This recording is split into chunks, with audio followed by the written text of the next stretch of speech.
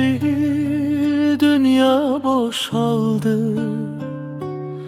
Yazda köçüp gitti, yeri boş kaldı.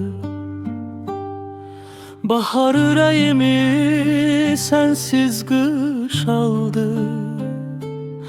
Ben yaza vurğunam, kışı neylerem? Eşkimi yaparıp sen gittin deme. Eşksiz bir könül neyime gerek? Soyuq daşa döndü o gündən ürək.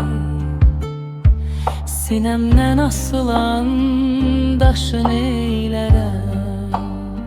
Həmişə ayrıyıq, gecə gündüzük. Birimiz təpəyik, birimiz düzük.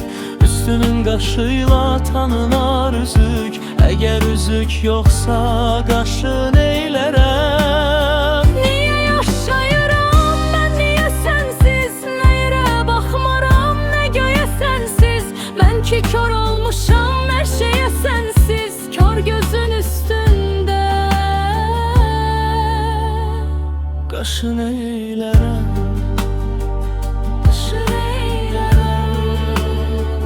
Qaşı neylərəm? Sensiz neylərəm?